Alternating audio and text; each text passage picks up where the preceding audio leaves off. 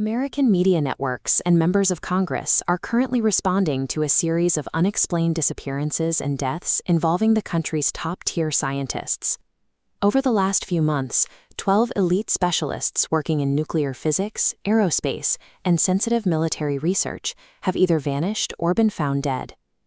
While the U.S. intelligence community has long monitored the targeting of scientists in rival nations, they are now seeing an equivalent pattern occurring on American soil.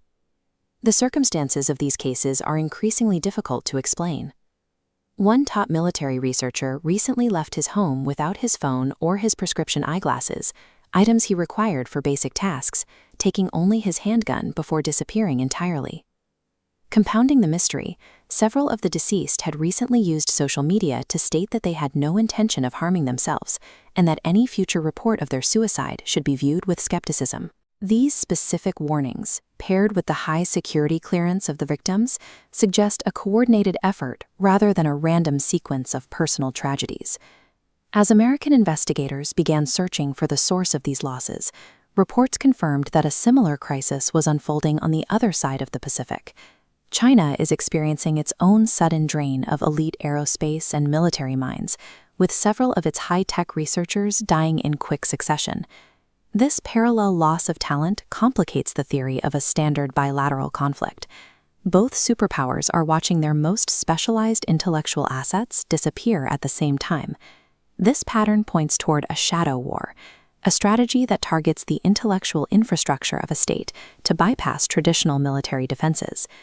With both global giants suffering significant losses, the search for a culprit moves toward either a highly capable third-party actor or a new, silent standard of global engagement. Between 2023 and 2026, the combined toll for both the U.S. and China has reached an estimated 22 elite scientists. A defining feature of these fatalities is their reliance on plausible deniability, making it nearly impossible to definitively prove foul play. In China, a leading expert in hypersonic missiles died shortly after contracting a sudden, aggressive illness that investigators have yet to identify. In other cases globally, scientists have been involved in fatal car accidents that appear routine but leave no forensic evidence to help authorities reconstruct the event. To understand the logic behind this current surge, investigators are looking back at a specific historical testing ground for these tactics. The reliance on accidental deaths allows a nation to be crippled internally while avoiding the specific legal and political triggers that would lead to a formal declaration of war. India provides the historical baseline where these methods of covert sabotage were perfected over several decades. The foundational case is that of Homi Jahangir Bhabha, the scientist who established India's nuclear research program. Bhabha died in a 1966 plane crash over the Alps, an event that many still view as an act of foreign sabotage intended to halt India's path toward nuclear self-sufficiency.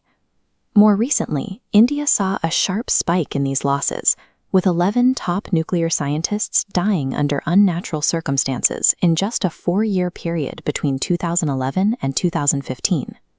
These deaths resulted in a massive loss of institutional knowledge, causing delays in nuclear projects that had been in development for years. The Indian experience demonstrates the efficiency of this strategy. Removing a specific set of individuals can effectively stall a nation's defense capabilities for a generation.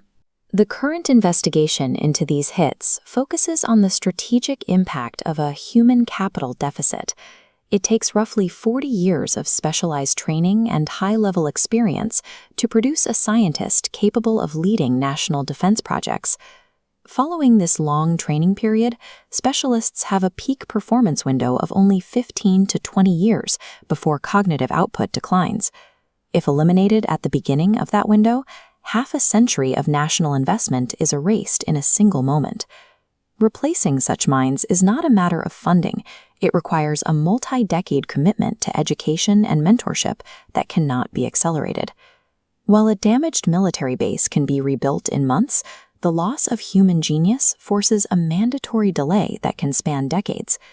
This brings the focus back to the ongoing crisis in Washington, D.C. Federal agencies and the White House are conducting a wide-scale internal review to determine the orchestrator of these recent events. The intelligence community is facing pressure to attribute these deaths to a specific actor.